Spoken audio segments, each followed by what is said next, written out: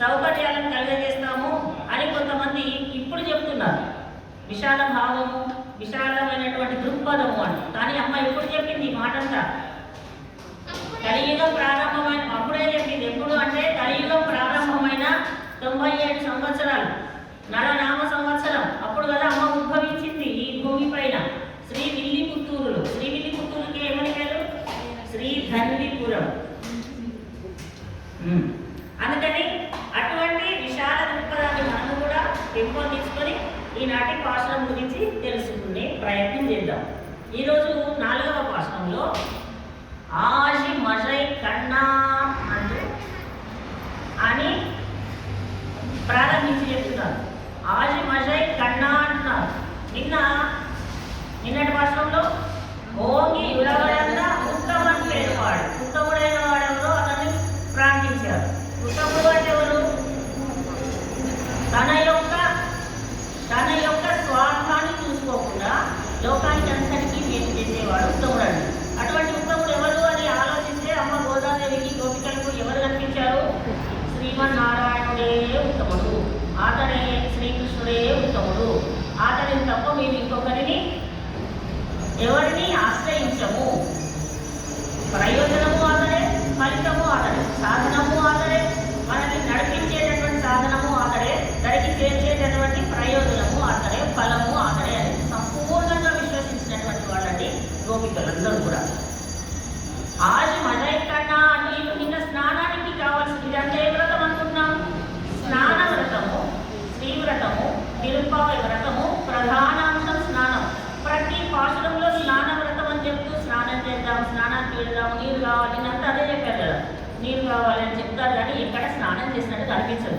ఎందుకంటే మరి ప్రతిరోజు ఏం చెప్పిందండి గోదాదేవి చెప్పినటువంటి ఈ ప్రబంధాన్ని దివ్య ప్రబంధం అంటున్నారు, తిరుప్పావై ప్రబంధాన్ని. అందులో చూసి ఏమీ లేదు. వాళ్ళేమో గొల్ల పిల్లలు స్నానం చేశారు, స్నానానికి రండి పొద్దు చేయమని మనకి తెలిసిన విషయమే కదా. కొత్త విషయం ఏముంది? సందేహం కలిగిందా? కలగాలి. అంటే పైకి మనకు కనిపించి సులభంగా అర్థమై మళ్ళీ అంతర్దృష్టితో ఆలోచిస్తే నిగూఢంగా ఏముంటుంది?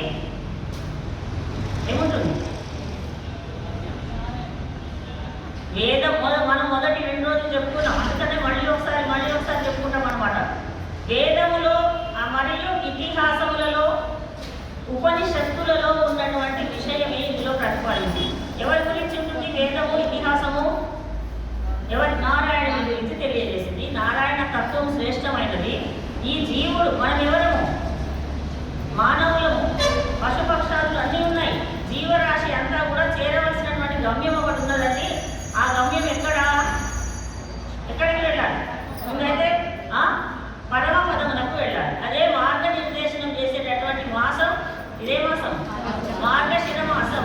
మార్గమును మనకు నిర్దేశించి చూపించినది. పరమ పదానికి వెళ్ళడానికి మార్గాన్ని తెలిపేటటువంటి దివ్యమైనటువంటి వ్రతం, శ్రేష్టమైనటువంటి వ్రతం. ఎవరు చెప్పారు ఇదంతా? ఈ 30 పాటలని కూడా. గోదాదేవి ఎవరు?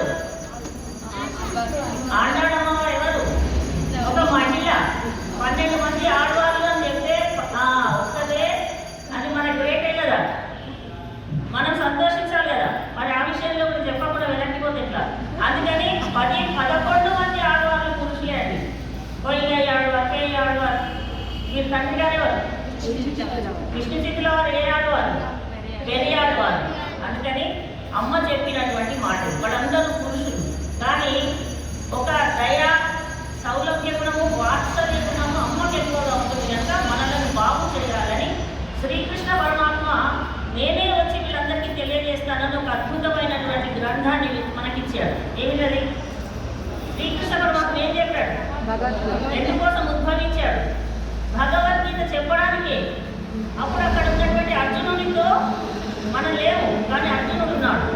మనము ఉంటుంటాం అప్పటి కాలంలో. అయితే అర్జునుడి సాకుగా మనకు తెలియజేసినటువంటి 700 శ్లోకాలు కలిగినటువంటి భగవద్గీతనంతా చెబితే అయినా ఎవరు పాటించడం లేదు. పరమాత్మ వైపు ఎవరు దృష్టి పోవడం లేదు. ఈ భౌతికమైనటువంటి ప్రపంచంలో ఉండేటటువంటి విలాస వస్తువులకే ఆశపడి జీవిస్తున్నారు. వీళ్ళ జీవితము వ్యర్థమైపోతున్నది. జంతువున నరజన్మ దుర్లభం. ఈ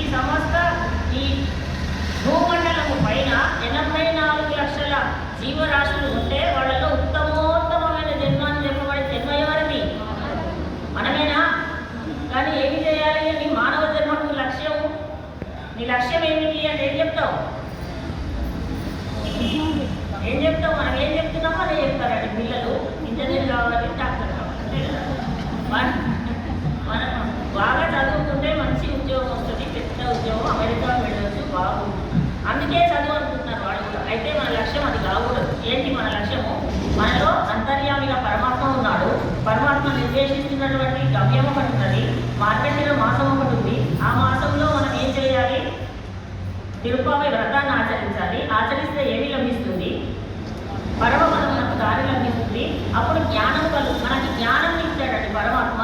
మిగతా ఏ జంతువులో కూడా బుద్ధి ఉంటుంది, అక్కడికి వెళ్ళి ఇక్కడ అట్లా ఉంటుంది, కానీ వాటికి ఆహారం స్వీకరించాలి, నిద్రపోవాలి, అట్లా ఉంటుంది. మనము అదే చేస్తే వాటికి మన తేడా మనంగా ఉండదు కదా. అందుకని మనకి కాస్త బుద్ధినిచ్చి, జ్ఞానాన్నిచ్చి, తెలుసుకోవడానికి ఆచార్యులను ఇచ్చి, గ్రంథాలను ఇచ్చి, వేదమునిచ్చి, వేదంకే శాస్త్రం అని పేరు, వేదమునిచ్చి 1131 శాఖల వేదము. ఆ వేదాన్ని ఇస్తే అదంతా కూడా కలియుగంలో మానవులకు అంత శక్తి లేదు. ఇవన్నీ గ్రహించి అమ్మ ఏం చేసింది? నేను వీళ్ళకి భక్తిని సులభంగా తెలియజేస్తాను అని చెప్తూ మనకు సులభంగా తెలియజేస్తుంది ఈరోజు. అందుకనే మన ఆజు మర్రేకన్నాటి మరి మేము స్నానవ్రతం అని ప్రారంభిస్తున్నామండి అని ఇవాళ పర్జన్యుడు అనేటటువంటి మేఘుడిని ప్రార్థిస్తుంది. మేఘం వర్షాది దేవత పర్జన్యుడు అనేటటువంటి ఒక మేఘం. ఆ మేఘాన్ని ఆజు మర్రే కన్నా ఒండ్రుని కైకరరే అంటుంది. మేఘం ఏం చేస్తుందండి? వర్షాన్ని చూసి కదా. వర్షాన్ని ఇవ్వని మనం అడుగుతున్నామా? మనం ఏది అడగం. మనకి ఏది అడగాలి, ఏది అడగకూడదు మనకేం తెలియదండి. తెలుసని అనుకుంటుంటాం కానీ అసలు ఏమీ తెలియదు. అయితే వర్షాది దేవత అయినటువంటి ఓ పర్జన్య దేవ వానదేవ అంటుందండి. ఇప్పుడు మనం చెప్పుకున్నాం, ఈ గోదాదేవి ఎంత వయసులో ఇదంతా వ్రతం ఆచరిస్తోంది? 8 years, 8 సంవత్సరాలు 9 సంవత్సరాల అమ్మాయి. మిగతా గోపికలందరూ కూడా 8-9 సంవత్సరాల పిల్లలండి. వాళ్ళు ఏం పాడతారు అప్పుడు? ఓ వానదేవ అని అంటుంది. మనం చిన్న పిల్లలు పాడుకుంటారు, విన్నారా? వచ్చా పాట? వాన వాన వల్ల అదే పాడింది అమ్మ. ఓ వానదేవ అని పిలిచింది. ఇదేంటి అమ్మ మనకు అప్పుడు అనిపిస్తుంది, ఏంటి ఇదేంటి వాన చిన్న పిల్లలు పాడినటువంటి పాడుతూ ఉంటే, చిన్న 8 సంవత్సరాల అమ్మాయి చెప్తూ ఉంటే మనం వినడం ఏంటి, ఆమె పాడడం ఏంటి, అది చెప్పడం ఏంటి? ఓ వానదేవ మాకు వర్షాన్ని ఇవ్వు అని అడుగుతుంది. అంటే చిన్నపిల్లలైనా సరే ఉపనిషత్తులలో ఉన్నటువంటి నిగూఢమైన రహస్యాన్ని ఇందులో మనం వివరించి చెప్పిందని మన పూర్వాచార్యులు, మన ఆచార్యులు, పెద్దలందరూ కూడా ఇది పాటించండి. ఇది ఒక్కటి 365 రోజులు సంవత్సరానికి ఉంటే ఆ 365 రోజులు మీరు ఏ వ్రతము చేసినా చేయకపోయినా మానవ జన్మ లభించినందుకు చేయవలసినటువంటి ఒకే ఒక వ్రతం తిరుపావై వ్రతం అండి. అని దానికి కష్టమే లేదు. ఒక ప్రొద్దున లేవడం కష్టం అనిపించవచ్చు, కానీ వచ్చిన తర్వాత హాయిగా ఉంది కదా. చక్కగా ప్రసాదాలు కూడా హాయిగా లభిస్తున్నాయి. అధిక ప్రసాదాలను మన కోవెల్లో, ఇక్కడ కోవెల్లోనే చూస్తున్నామండి. నేను చాలా కోవెళ్లలో ప్రవచనాలు చేశాను. అయితే ప్రసాదాలు మాత్రం చాలా వైభవంగా భోగ్యంగా సమర్పిస్తున్నారు అమ్మవారికి. అది చాలా సంతోషం. అందుకని ఏం చేసింది? వానదేవుడిని పిలుస్తూ వర్షం ఇంకా కురవాలి, నీ వర్షాన్ని కురిపించు అని ప్రార్థన చేసేటటువంటి ముఖ్యమైన శ్లోకం. అంతర్లీనంగా ఏముంటుంది మరి మనం రోజు చెప్పుకుంటున్నాం. పైకి కనిపించేది ఒకటి. దీనికి అందుకనే తిరుపావైకి ధ్వని కావ్యం అని పేరు. ధ్వని కావ్యం అంటే పైకి కనిపించే ఒక మామూలు విషయం మనకు తెలిసిందే. అంతర్లీనంగా భగవతత్వం ఉంటుంది. అంతర్లీనంగా ఇవాళని భాషలో ఆచార్యుల యొక్క గొప్పతనం చెప్పబడి ఉంది. మేఘం ఏం చేస్తుంది? ఇక్కడ కురవాలా, ఇక్కడ కురవకూడదా, అది ఎడారా, లేకపోతే ఇది పంట పొలమా, ఏమీ చూడదు, అంతగా వర్షిస్తుంది. దానికి భేదభావం అనేటటువంటిది లేదు. మేఘమునే ఎందుకు ప్రార్థిస్తున్నారంటే మనకు కావలసిన మన జీవనాధారానికి ముఖ్యమైనటువంటివి నీరు ఆహారం లేకుండా 2-3 రోజులు ఉండగలుగుతామట. నీరు లేకుండా ఉండగలమా?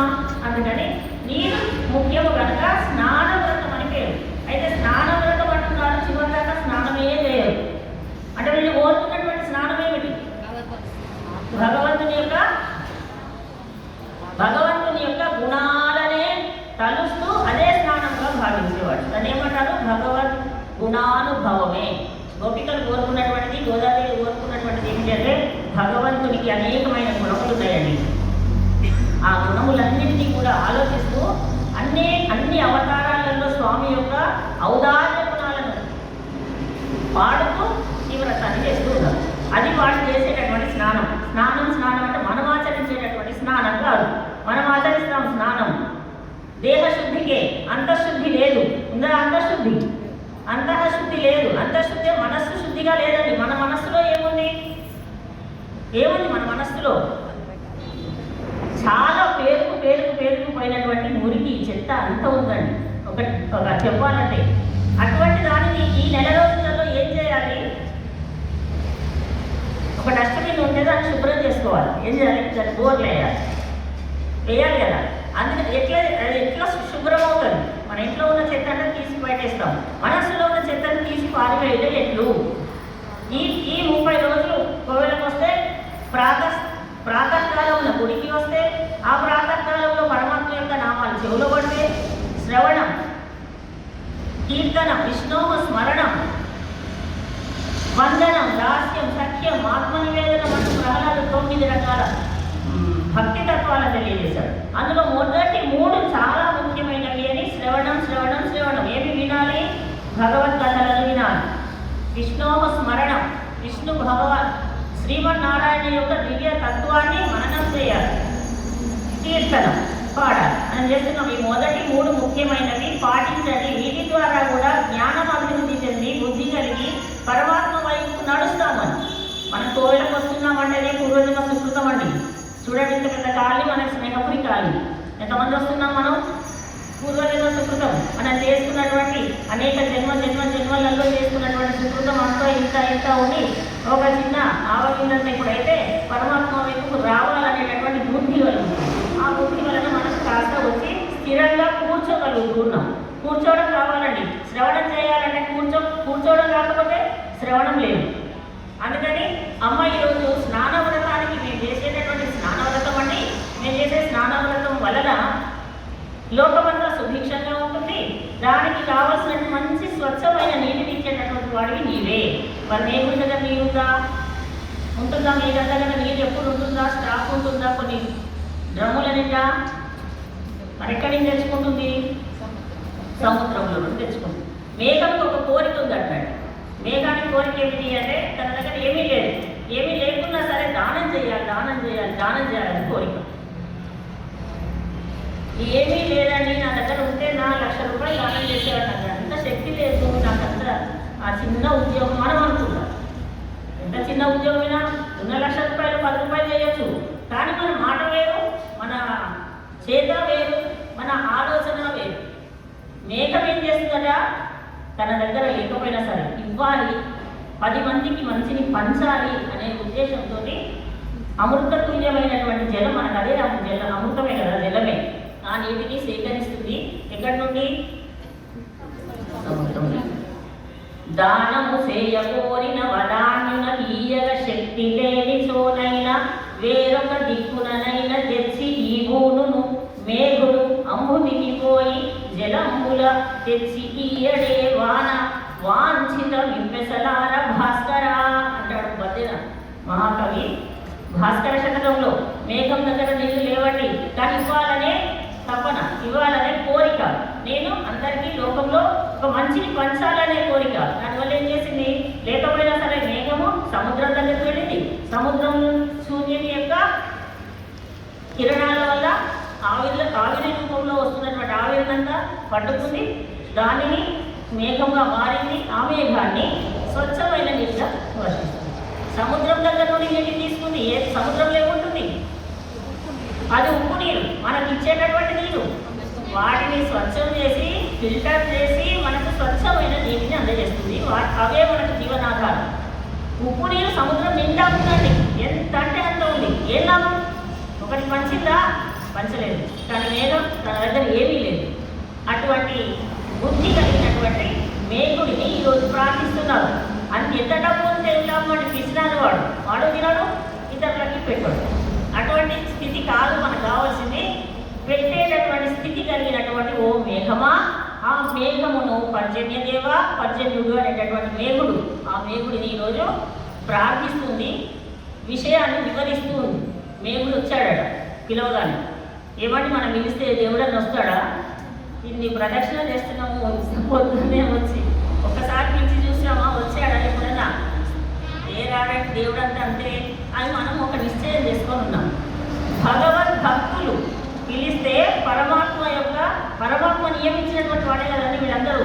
మేఘము కానీ, ఇంద్రుడు కానీ, చంద్రుడు కానీ వీళ్ళందరూ ఎవరు నియమించారు? వీళ్ళందరినీ శ్రీమన్నారాయణుడే వీళ్ళందరికీ ఒక్కొక్క బాధ్యతనిచ్చి, అగ్నిదేవుడు ఏం చేస్తాడు? అగ్నిదేవుడు కాల్చేటటువంటి పని నీది అని కాల్చే విభాగాన్ని అగ్నిదేవుడికి ఇచ్చాడు. ఇచ్చాడా? వాయుదేవుడు ఉన్నాడు, వాయుదేవుడికి ఏమి ఇచ్చాడు? స్వచ్ఛమైన గాలిని వీచు, ఋతువులకు అనుగుణంగా గాలిని ప్రాణవాయువుని అని వాయుదేవుడికి ఆ బాధ్యతనిచ్చాడు. యమధర్మరాజు ఉన్నాడు, ఏ బాధ్యతనిచ్చాడు? యమధర్మరాజు మోక్షం ఇస్తాడా? ఎక్కడికి తీసుకుపోతాడు? మనము చేసినటువంటి పనుల వల్ల ఎక్కడికి యమధర్మరాజు వచ్చి తీసుకువెళ్తాడు. లేకపోతే ఇంకా కొంచెం మంచి పనులు చేస్తే స్వర్గలోకానికి, స్వర్గలోకం లేకపోతే ఎవరు? వెరీ గుడ్, ఇంద్రుడు. ఇంద్రుడు వచ్చి కొంచెం మంచి పనులు చేసుకుంటే స్వర్గలోకాన్ని తీసుకుపోతాడు. ఇంకా మంచి పనులు చేసుకుంటే ఎక్కడ తీసుకుపోతాడు? వైకుంఠం. అదే పరమ పదం, పరమాకాశం, పరమ వ్యూహం. అందుకని అటువంటి పనులు ఇవంతా జ్ఞానం ఎక్కడిది? ఇవన్నీ విషయాలు మనం తెలుసుకోవాలని వేదం, మన ప్రతి విషయం కూడా వేదం నుండి. ఆ వేదాన్ని విభజించి మళ్ళీ సులభం చేయడానికి ఉపనిషత్తులు ఉద్భవించాలి. ఆ ఉపనిషత్తుల నుండి ఇతిహాసము, పురాణము మనము చదివి అన్నింటిలోకి ఇంకా సులభంగా అర్థం చేసుకొని నడవడికని నేర్చుకోవాల్సినటువంటి ఇతిహాసములు రెండు. ఏమిటవి? శ్రీమద్ రామాయణం, శ్రీ మహాభాగవతం. ఇవి రెండు ఇతిహాసములు అంటారు. ఇవి రెండు తప్పనిసరిగా మనము తెలుసుకోవాలి. మహాభారతం కూడా చదవాలి, మానవుడు ఎలా ఉండాలనే విషయం తెలియడం కోసం. ఎన్ని పురాణాలు చదివినా, ఎన్ని స్తోత్రాలు చదివినా తెలియవలసినటువంటి విషయము ఏమిటి అని. మహాభారతాన్ని ఎవరు రచించారు? వేదవ్యాస మహర్షి. వేదవ్యాస మహర్షి రాస్తూ, నేను చెప్తూ ఉంటాను, రాయమని లేఖకుడిగా ఒకటి ఉంచుకున్నారు. ఎవరిని?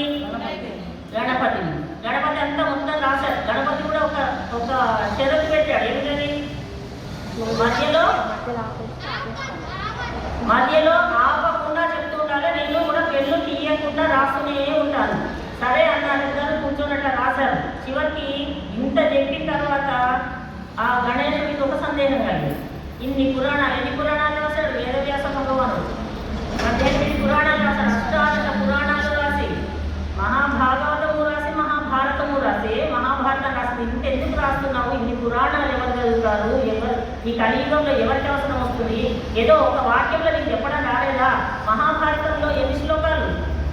1,25,000 శ్లోకాలు రాశారు. 1,20,000, 1,00,000 అంటారు దాన్ని. 1,00,000 సార్లు చెప్పినా నీకు 10 చెప్పి అంటాం మనం. అది 1,00,000 అంటే 1,25,000. అన్ని శ్లోకాలతో చెప్పడం ఎందుకంటే నీకు ఒక 2-3 శ్లోకాలు చెప్పరాదా అంటే వ్యాస భగవానుడు చెప్పాడట. 2-3 శ్లోకాలు ఎందుకు, ఒక శ్లోకంలో చెప్పగలవా అని చెప్తాను. ఒక శ్లోకం కాదండి, అర శ్లోకంలోనే చెప్తాను అని చెప్పాడు. యదుక్తం గ్రంథకోటికి పరోపకారాయ పుణ్యాయ పాపాయ పరపీడనం. మొదటి పాదంలో నేను అర శ్లోకంలోనే చెప్తాను అని చెప్పి రెండవ పాదం, 2వ లైన్ శ్లోకానికి పరోపకారాయ పుణ్యాయ పాపాయ పరపీడనం. ఎన్ని గ్రంథాలు చదివినా, ఎన్ని ఉపనిషత్తులు చదివినా, ఏది చదివినా తెలుసుకోవలసినటువంటి ఒకే ఒక, అన్నింటిలో ఉండే సారం అంతా ఇదే. ఏమిటది? పరోపకారాయ పుణ్యాయ. పరులకు ఉపకారం చేస్తే పుణ్యం, అపకారం చేస్తే పాపం అండి. అందుకని ఇటువంటి బుద్ధిని మనం త్యజించగలగాలి. మనం నేర్చుకుంటూ మంచి బుద్ధిని నేర్చుకున్న దానిని అదే నాకు ఇట్లాంటి బుద్ధిని త్యజించగలగాలి. ఈ 30 రోజులలో మనకు అటువంటి జ్ఞానాన్ని అందిస్తుంది అమ్మపోదాలేదు. ఆదిమల్లై కన్నాను పిలవగానే 18 ఏళ్ళు వచ్చి నిల్చున్నాడట. అమ్మ చెప్పండి ఏం కావాలని. ఎందుకు వచ్చి నిల్చున్నాడండి అంటే దేవతలందరినీ నియమించిన వాడు శ్రీమన్నారాయణుడు. శ్రీమన్నారాయణ యొక్క భక్తులు, కృష్ణ భక్తులు, మన గోదాదేవి గోపికలు భక్తులు పిలిస్తే శ్రీకృష్ణుడు కూడా స్నానానికి వస్తాడండి. శ్రీకృష్ణుడు వస్తున్నాడు స్నానానికి, మేము స్నానం ఆచరిస్తాం, మేము ఒక వ్రతాన్ని స్వీకరించాం అంటే అమ్మో మనకు అధికారి కదా, మా అధికారి వస్తున్నాడంటే వాళ్ళ భక్తులకు అన్నీ చేస్తే అధికారికి ఆనందం. మనకు కొంచెం జీతం పెంచవచ్చు, లేకపోతే ఏమన్నా మనకు ప్రయోజనాలు కలిగించవచ్చు అనే ఉద్దేశంతో మిగతా దేవతలందరూ మనకు సహాయం చేస్తారు. అందుకని వీళ్ళు ప్రార్థించి మాకు మంచి వర్షాన్ని కురిపించు. నీవు వర్షం కురిపించడంలో ఎక్కడా కూడా లోభత్వాన్ని చూపవు, చెయ్యి విశాలంగా ఉంచి వర్షించు. నీవు ఎట్లాగో అటువంటి గుణం కలిగిన వాడివి గనకనే, అంటే అందరికీ నీటిని పంచాలి అనే గుణము నీకు ఉంది గనకనే పరమాత్మ నీకు ఆ విభాగాన్ని ఇచ్చాడు. కాల్చే విభాగము, కూల్చే విభాగము వాయు విభాగం ఇవ్వలేదు.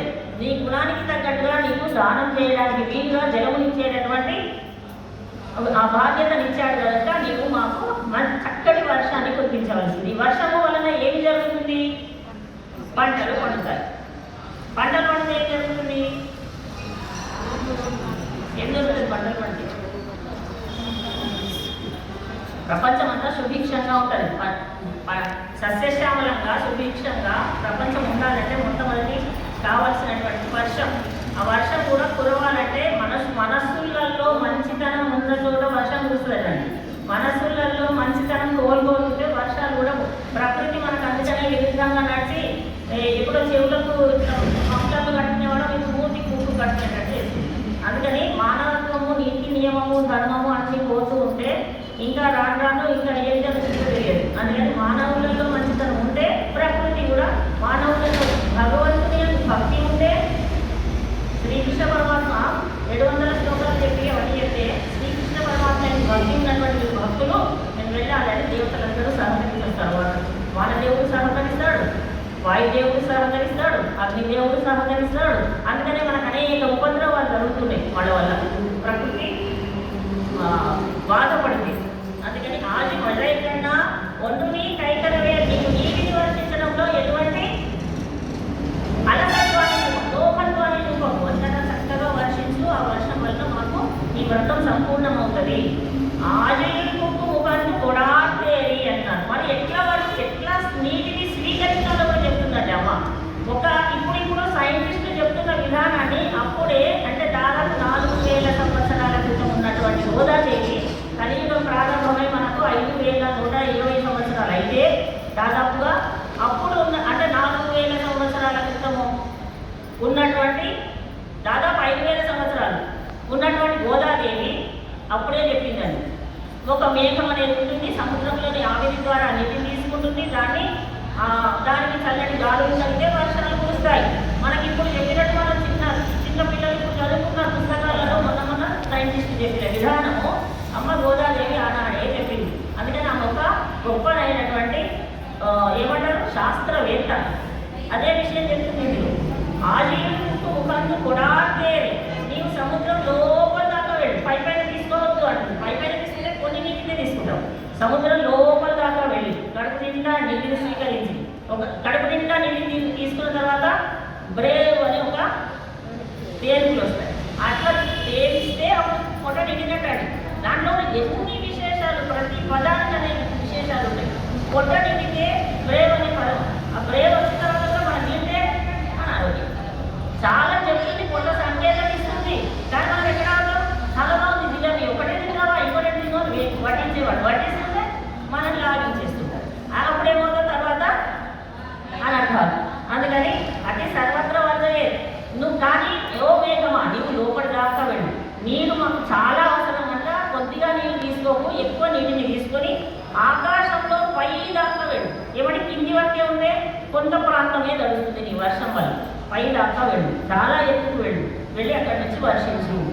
ఊజి ముదలు అనుభవం మైకరుత్తు. అంతేకాదండి, నీవు మేఘాలు ఎట్లా ఉంటాయి? ఏ కలర్లో ఉంటాయి? ఏ కలర్? Blue colour. కొన్ని మేఘాలు తెల్లగా కూడా ఉంటాయి. తెల్లని మేఘం వర్షాన్ని ఇస్తుందా? నల్లని మేఘం వర్షాన్ని ఇస్తుందా? నల్లని. అందుకే చెప్తుంది అమ్మ గోదాదేవి ఏం చెప్తుంది? ఊజి ముదలు మైకరుత్తు. నీవు ఆ నీటిని తీసుకొని ఆకాశం వరకు వెళ్ళి నల్లగా మారు. నల్లని మేఘం అమ్మో వచ్చేసింది, వర్షం పడుతుంది, బట్టలు తీయండి, ఆరేసిన బట్టలు తీయండి, ఎన్ని పెట్టినాయని తీయండి అంటామా? అది మనకి సంకేతం, మనకు తెలిసిపోతుంది. నల్లని మేఘమే వర్షాన్ని ఇస్తుంది. అట్లా నువ్వు నల్లగా మారు. ఎవరి వల్ల నల్లగా, ఎవరి లాగానో వాడి పోలిక చెప్తుందండి. మైకర్ శ్రీకృష్ణ పరమాత్మ ఏమంటారు? వాడు ఎక్కడ చూసినా ఏమి దర్శిస్తాడు?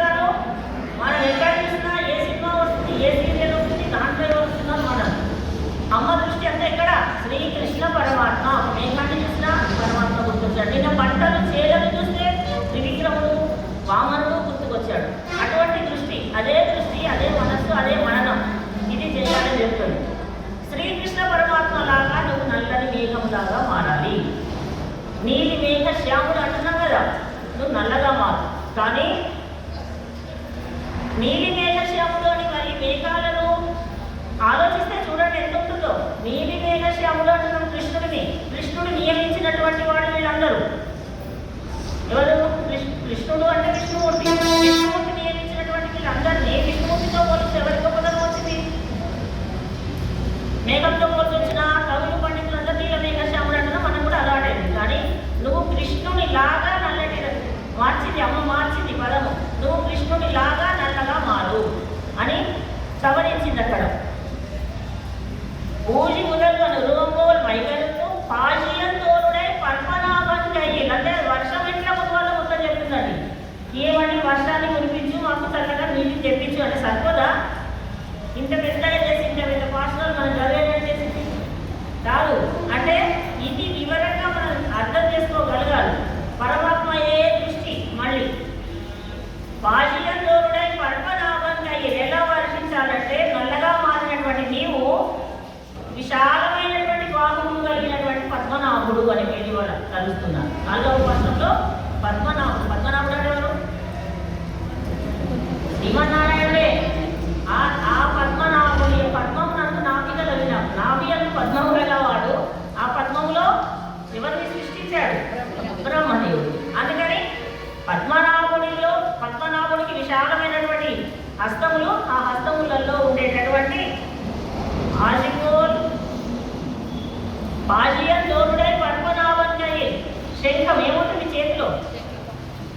శంఖము వలె మెరవాలి. ఆకాశంలో వర్షం కురిసేటప్పుడు ఏమవుతుంది? ముందు మెరుపులు, ఉరుములు. వాటిని కూడా వివరించి చెప్తుందండి అమ్మ. పద్మనాభుడి చేతిలో ఉన్నటువంటి చక్రం ఎలా ఉంటుందో, ఎట్లా మెరుస్తుంది?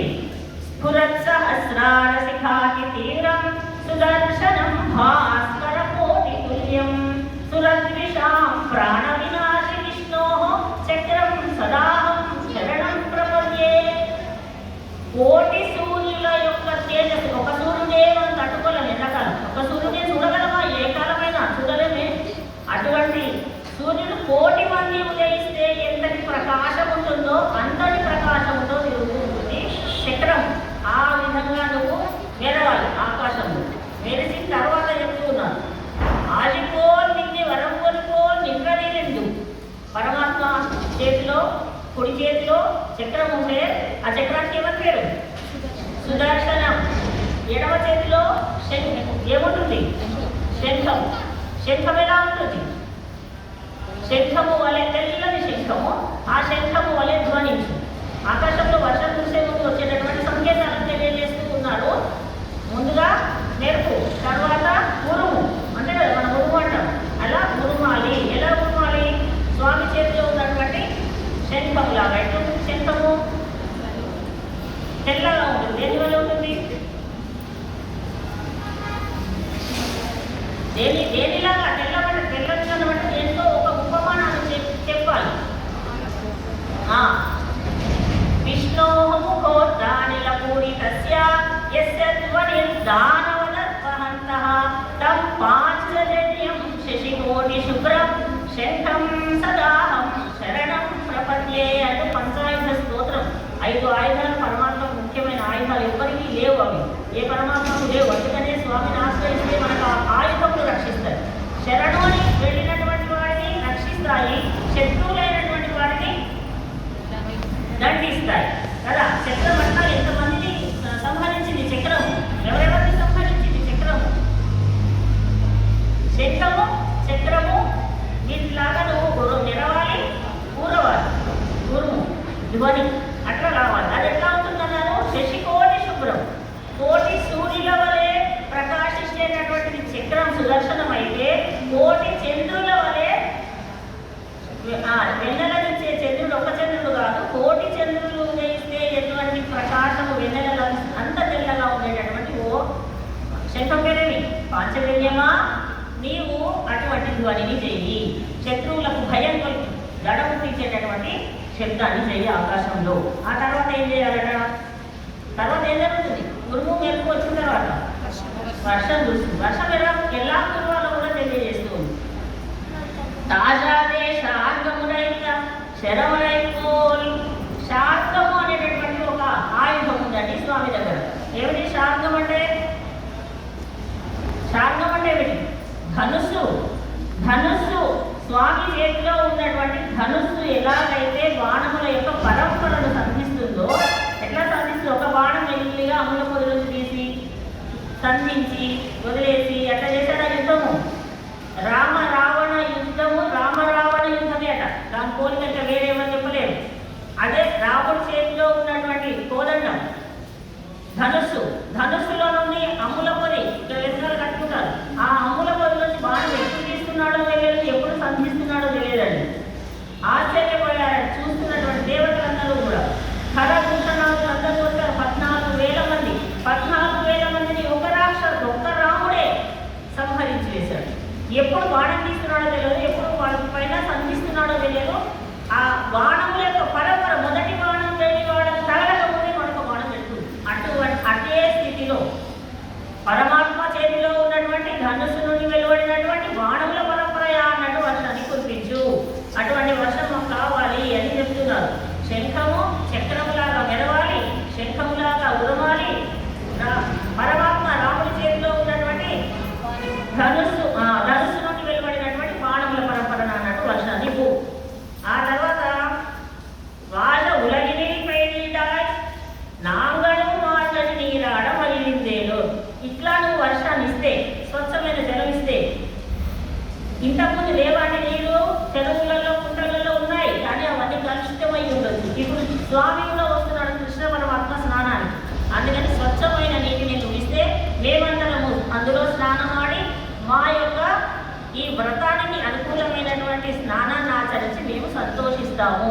ప్రజలందరికీ కూడా, దేశంలో ఉన్న ప్రజలందరికీ, లోకంలో ఉన్నటువంటి సకల జీవరాశులకు నీరు ఆధారం కనుక అందరూ క్షేమంగా సంతోషంగా ఉండగలుగుతారు. మేము మార్గడి నీరాడ, మార్గడి మాసంలో నీరాడడం అంటే స్నానం అనేటటువంటి వ్రతంలో మేము చక్కగా ఆనందంగా సంతోషంతో స్నానం ఆచరిస్తాము అని తెలియజేస్తున్నారు.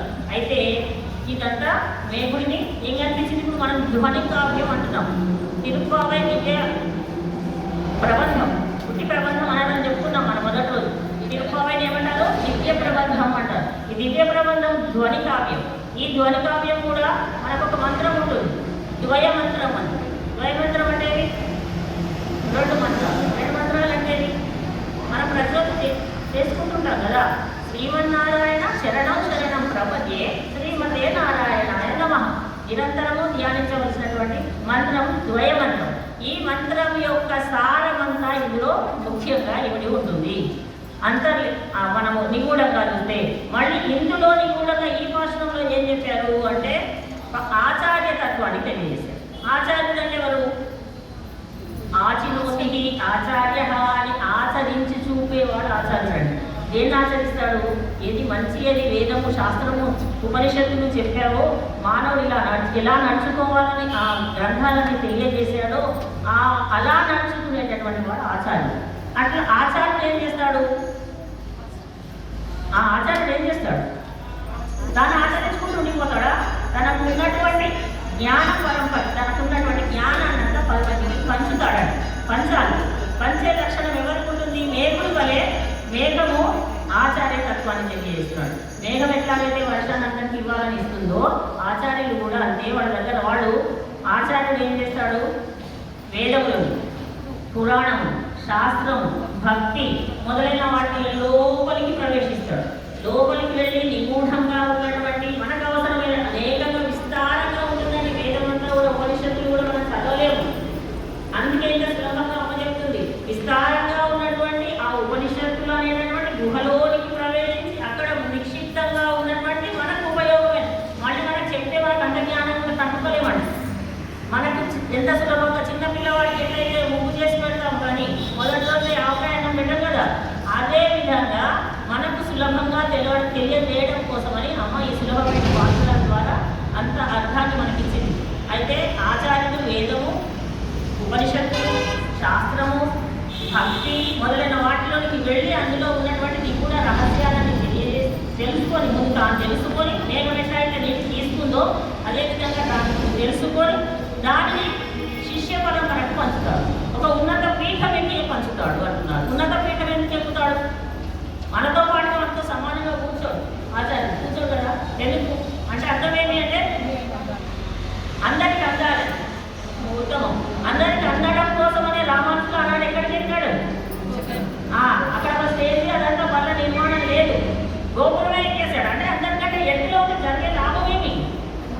ఓ నేను ఎత్తులో కూర్చొని నేను గొప్ప, కింద కూర్చున్నారు కనుక మీకు తక్కువ కాదు కదా. మా అదేంటి ఒక చెట్టు మీద కోతులన్నీ చెట్టు మీద ఉంటాయి, కానీ సింహము మొదలైన కింద ఉంటే సింహానికి ఏనుగుకి శక్తి తగ్గిపోయినట కాదు కదా. అందరిలో జ్ఞానం ఉంటుంది. అందుకని ఆచార్యుడు ఉన్నత పీఠం ఎక్కుతాడు. ఆచార్యుడు తెలుసుకున్నటువంటి వేద రహస్యాలన్నింటినీ కూడా ఉన్నత పీఠం ఎక్కడం అంటే అర్థం ఏమిటంటే దేశ సంచారం చేస్తారు. అన్ని చోట్లకి తిరిగి అక్కడక్కడ ఉన్నటువంటి పరమాత్మ యందు ఆ పరమాత్మ వైపుకు వారు వచ్చేటట్టుగా నిగూఢమైన రహస్యాలన్నింటినీ కూడా పంచుతాడు. పంచడమే లక్ష్యంగా. నిన్న చెప్పుకున్నాం మొన్న, గోవులు నిన్ననే పాడి పశు సంపద. గోవులు పాలు ఇవ్వడమే శ్రేష్టంగా ఇస్తూ ఉంటాయి. కుండలు పెట్టడం వీళ్ళదే ఆలస్యం. ఇక్కడి భాషణంలో అంతటి సంపద ఇచ్చినట్టు ఆచార్యులు కూడా వీళ్ళంతా చెప్తుంటే నాకు ఏం లాభం అండి కాదు. తెలుసుకున్నటువంటి విషయాన్ని, పరమాత్మకు సంబంధించిన విషయాన్ని 10 మందికి పంచుటయే ఆనందిస్తాడు, పంచుతూనే ఆనందిస్తాడు. అది ఆచార్యుల యొక్క ఉత్తమ లక్షణం. అది అందుకనే మన శ్రీ శ్రీ శ్రీ త్రివేణి శ్రీమన్నారాయణ రామానుజ చిన్నజీవి స్వామి మరి ఏం చేస్తారు, ఏమండి మన దేశంలో ఇంతమంది ఉండగా వదిలేసి అమెరికా, ఇంకెక్కడికో రష్యా, జపాన్ ఎందుకంటే వెళ్తున్నారు అంటే అక్కడ ఉన్నటువంటి శిష్య పరంపర, అక్కడ ఉన్నటువంటి శిష్యులందరికీ కూడా, అక్కడ ఉన్నటువంటి వాళ్ళు కూడా చరించాలంటే ఆచార్యుడు వెళుతూ ఉంటాడు. మేఘం ఒక దగ్గరే ఉండదు కదా, గాలి వీచగానే అక్కడికి. మనం ఇక్కడ వర్షం పడుతుంది అనుకున్నామండి, స్నేహపురి కాలనీలో పడలేదు వర్షము, అక్కడెక్కడో వాళ్ళ పడింది, ఇక్కడి నుంచి మేము అక్కడికి వెళ్ళింది. అదేవిధంగా ఆచార్యులు ఒక దగ్గర ఉండడం కాదు, పీఠం ఎక్కి చెప్పడం అంటే అందరికీ అందేటట్టుగా అందరికీ శిష్య పరమాణువులను పెంచుకుంటూ విషయాలన్నింటినీ వెదజల్లుతాడు. అది అంతర్లీనంగా ఈ భాషణంలో మనకు అమ్మ చెప్పినటువంటి విషయం. భగవంతుడు కూడా ఆచార్యుని యందు నిక్షిప్తమై ఉంటాడు. అంతర్యామి రూపంలో పరమాత్మ ఆచార్యునిలో వేచేసి ఉంటాడు. అందుకని ఆచార్యులు చెప్పినటువంటి విషయాలు ఎప్పుడూ కూడా సత్యంగానే ఉంటాయి, కానీ అసత్యంగా ఉండవు అని తెలియజేస్తూ ఉన్నారు. అందుకని మనం ఏం చేస్తాం, ఆచార్యులను గురువులుగా స్వీకరిస్తాం. గురువులుగా స్వీకరించి ఏం చెప్తాం, గురు బ్రహ్మ, గురు విష్ణు, గురుదేవో మహేశ్వర, గురు సాక్షాత్ పరబ్రహ్మ తస్మై శ్రీ. గురువు గారు అంటే అంత ఉన్నతమైనటువంటి స్థానాన్ని మనం ఇస్తాము. గురువులు చెప్పిన వాటిని భక్తి శ్రద్ధలతో వింటాము, ఆచరిస్తాము. అదేవిధంగా ఈ స్నేహపురి కాలనీలో మన కంచికామకోటి పీఠాధిపతి ఆధ్వర్యంలో అనేక మంది అనేక ఆలయాలు, ఇది ఒకటి కాదు కదండి, ఎందుకున్నాయి, వారు పరమాచార్యులు, వారు కూడా పరమాచార్యులు. అందరికీ భక్తులందరికీ ఇటువంటి మంచి విషయాలు తెలియాలని మన ఆలయంలోని కమిటీ మెంబర్స్ అందరూ ఈ దాసరాన్ని పిలవడం ఎందుకండి అంటే ఒక ఆచార్య తత్వంగా వచ్చి ఇక్కడికి ఇచ్చేసి ఉన్న విషయాలను తెలియజేయమని అట్లా చెప్తూ ఉంటే ఒక స్థానంలో కూర్చొని అందరూ ఒకటే దగ్గర కూర్చొని మాట్లాడుకుంటే గోలగోల అవుతుందని ఒక స్థానం ఇచ్చి ఆచార్యత్వాన్ని ఇచ్చి చెప్పమంటే తెలుసుకున్నటువంటి విషయాలన్నింటినీ కూడా మనం ఎక్కడికి తెలుసుకుంటాము, నేను సొంతంగా తెలుసుకున్నాను అనడానికి లేదండి. ఎక్కడ తెలుసుకుంటాము, ఆచార్యులు మా గురువుల వద్ద శుశ్రూష చేసి నేర్చుకున్నటువంటి విషయాలని చెప్పకుండా ఉండలేక మన భగవద్ బంధువులందరికీ పంచడం అనేది జరుగుతుంది. అది మీరందరూ కూడా వినాలనే ఉత్సాహంతో పొద్దున 4 గంటలకు 3:30కేనో వచ్చి చేరి ఉంటున్నారు. అది చాలా సంతోషంగా ఉంది. మనకు తెలిసినటువంటి విషయాన్ని, భగవత్ సంబంధమైన విషయాలు, ప్రాపంచికంగా ఉండే విషయాలు అవసరం లేదు. వినట్టే ఉండాలి. మన పరమాత్మకు సంబంధించిన విషయాన్ని 10 మందికి చెప్పడం అనేటటువంటిది అందరూ నేర్చుకోవాలి. 10 మంది దొరకలేదంటే అంటే మన ఇంట్లో ఉన్నారు, పిల్లలు ఉన్నారు, మనమలు ఉన్నారు, మనమరాళ్ళు ఉన్నారు, వాళ్ళకు ఒక పద్యమో ఒక పాటనో భగవంతునికి సంబంధించినటువంటి నామ జపమో వాళ్ళు చేసుకునేటటువంటి స్థితిని మనం కలిగించాలి. అప్పుడు మనం వినడానికి సార్థకత, మనం ఆచరిస్తున్నటువంటి దానికి సార్థకత. దీనంతటినీ ఏమంటారు, ఆధ్యాత్మికత అంటారు. ఆధ్యాత్మికత అంటే ఏంటి? ఆధ్యాత్మికత అంటే ఏమిటి? పరమాత్మకు సంబంధించినటువంటి పరమాత్మ గుణములను శ్రవణము చేస్తూ, మననము చేస్తూ, కీర్తన చేస్తూ నడుచుకొనుట. ఈ స్థితి ఈ నెల రోజులు జరిగితే జీవితాంతం ఉంటుంది అని అమ్మ భావన.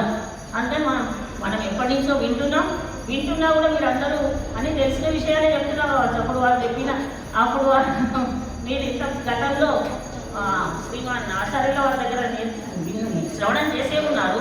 అన్ని విషయాలు చెప్తున్నానో లేదో నాకు తెలియదు, కానీ చెప్పాలని, మీరు వినాలని కోరికతో అమ్మ నాతో చెప్పిస్తుందని. ఆచార్యులకు కూడా పరమాత్మ యొక్క ఆదేశం ఉంటుంది, అమ్మవారి యొక్క కృపాకటాక్షం ఉంటేనే. నేను ఇక్కడ కూర్చొని నేను చెప్తున్నట్ట అని. నేను అనే పదము అంటే సంస్కృతంలో అహం అంటారు. అహం అని ఎప్పుడైతే అనుకుంటామో ఏమవుతుందో తెలుసా అండి? ఏమవుతుంది? ఒక ఒక పెరిగిపోతుంటుంది అహంకారం అనేటటువంటి దాన్ని తుంచివేయాలి. ఎలా తుంచివేయడం అంటే ఎట్లా? ఏ మందు వేయాలి అంటే ఒక మందు ఉందంట దానికి కూడా. ఏమిటది?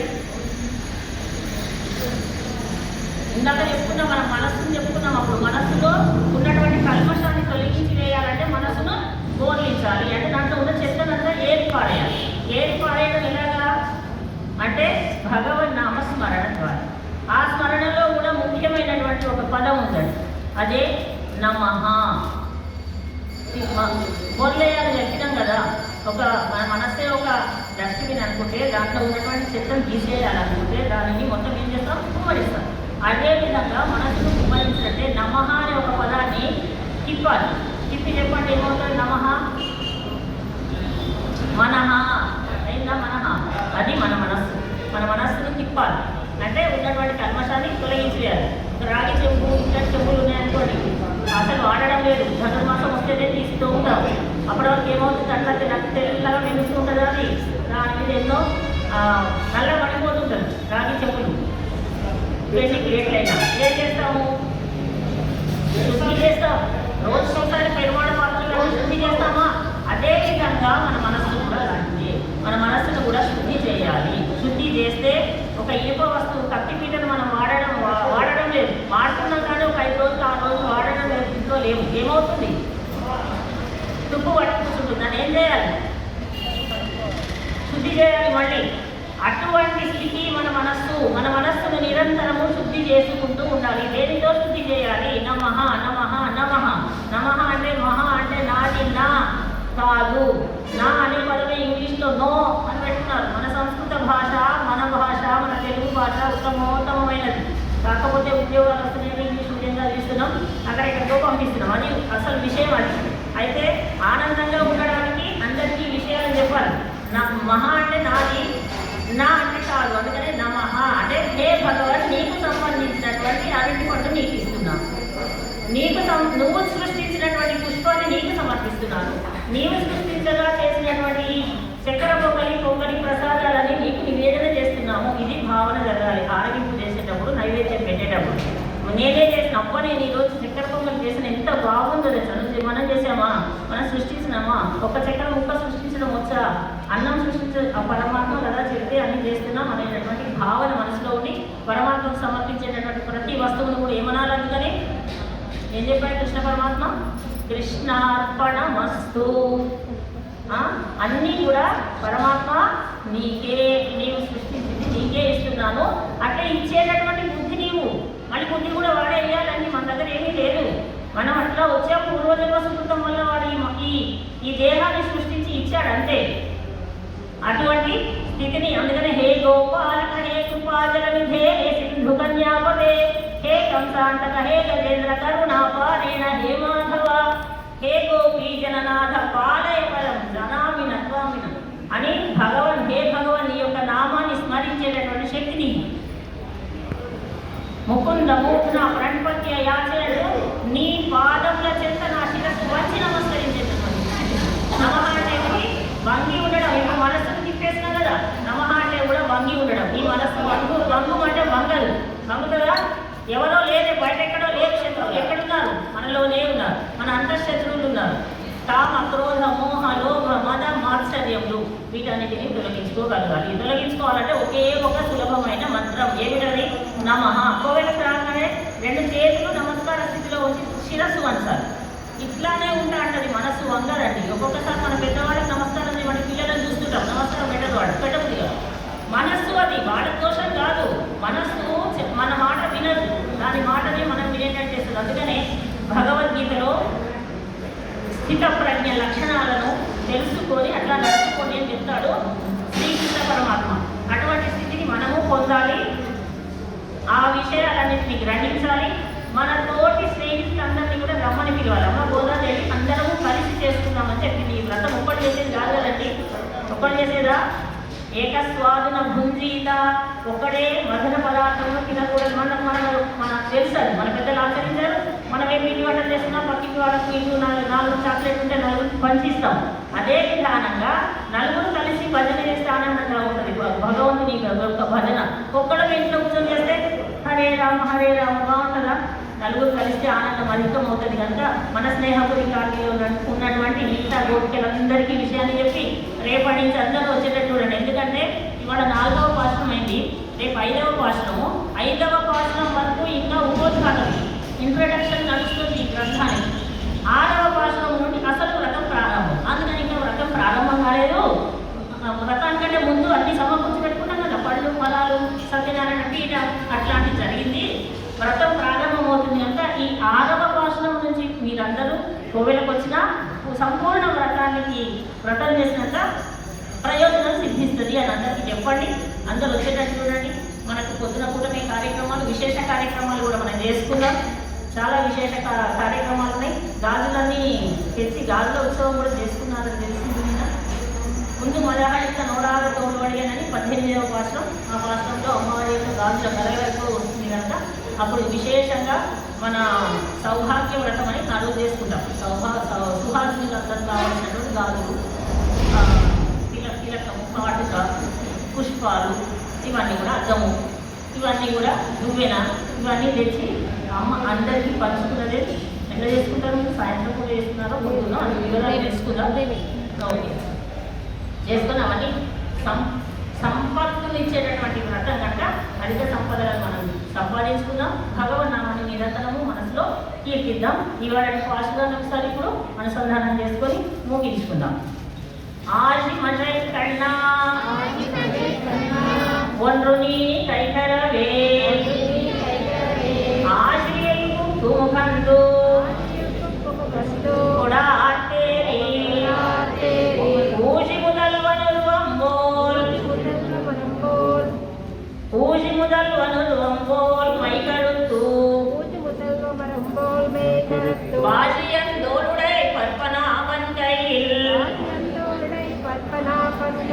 ஆசிபோல் மின்னிவனம் குறிப்போல் நின்றதிரெண்டு தாசாதேசாங்கமுதைத்த శరవలై పోల్ வாழவுலகினில் பெய்திடாய் நாங்களும் மார்கழி நீராடா மகிழ்ந்தேலோ ரெம்பாவாய் అక్కడే పూర్వ కల్పుణ్యా తులసీ కాననోద్భవా పాండ్యే విశ్వంభరాంబోదా వందే శ్రీరంగనాయకీ ఆండాళ్ దివ్య తిరువడిగలే శరణం. జై శ్రీమన్నారాయణ.